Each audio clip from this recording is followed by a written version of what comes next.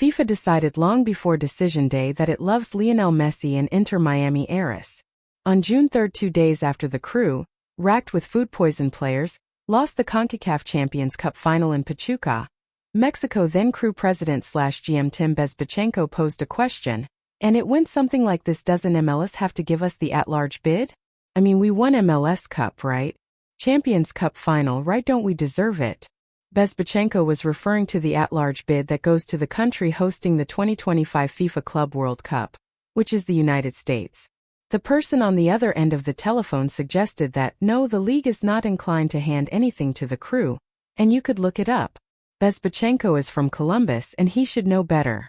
The CCC title, which carries with it an automatic bid to the Club World Cup, was the crew's last shot, and it went down the toilet. It matters not that the crew are the defending MLS Cup champions, or that they made it to the CCC final. It matters not that they won the Leagues Cup in August, or that they are the number 1 ranked team on CONCACAF's Club Ranking Index. Saturday night, Inter Miami 22-4-8 defeated the New England Revolution 6-2. With that, Miami set a league record for points in a season. 74 FIFA President Gianni Infantino paid witness, and, after the game, made an on-field announcement that the Herons would be playing in next year's Club World Cup. The announcement was as surprising as weather. Once Miami sewed up the supporters' shield given to the MLS team with the best regular season record, the sports puppet masters had their thread. Everyone wants to see Lionel Messi on the biggest stage that can be found.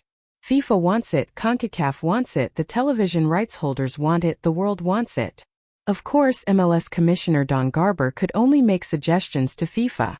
Such was the stance the league took over the past week, as reports identifying Miami as CWC-bound intensified.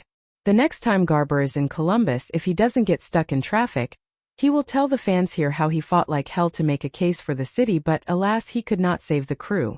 Like, how many times can he save the crew? It's not easy. Rest assured that Garber will continue to fight for the smaller markets by giving Miami 7 designated players, so they can stand up to New York and Los Angeles and Sandy, Utah. Since Messi made his Miami debut on July 21, 2023, the Herons are 37-13-17 in all competitions with 146 goals for, 99 against, and a plus 47 goal differential. They won a Leagues Cup and a Shield and made it to a U.S. Open Cup final over the same span. The crew are October 1839 in all competitions with 142 goals for, 81 against, and a plus 61 goal differential. They've won 2 trophies, including one that comes with a star above the crest, and were a finalist for a third. Discuss. The crew completed their regular season with a 3-2 victory over the New York Red Bulls.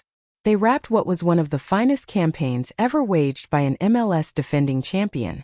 You might have to go back to the dynastic LA Galaxy of the last decade to find an appropriate comparison.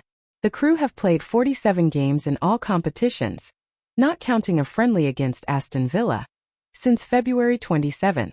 They had months-long stretches in which their schedule was compressed into an NBA rhythm. They went to Mexico and slayed giants Tigres in Monterrey. They ripped through Leagues Cup with a 4-0-1 record and a plus 9 goal differential as for their domestic league.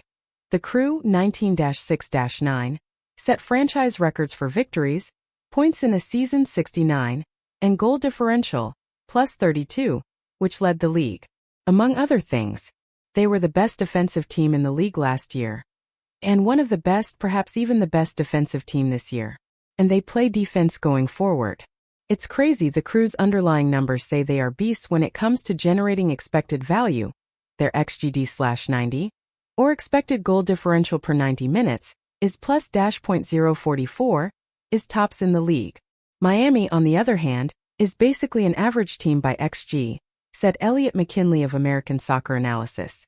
In other words, the crew are the most efficient and best executing team in MLS, while Miami is among the very best in creating above the expected, which speaks to the quality of their high-end talent: Luis Suarez, Sergio Busquets, Jordi Alba, Messi et al. The crew strangles opponents with relentless pressure on both sides of the ball. Miami is a team of magical moments with the Yankees' payroll.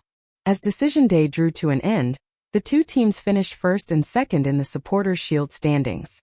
What this means for the crew: they have home field advantage through the Eastern Conference semifinals. Miami has home field advantage as long as they remain alive.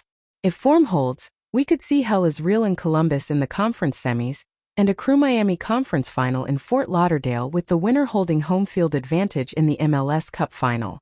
Long way to go yet.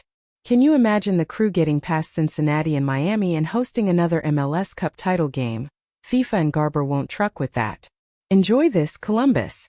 This special team has delivered another season for the ages, and we can't be sure when it will end. Fabulous.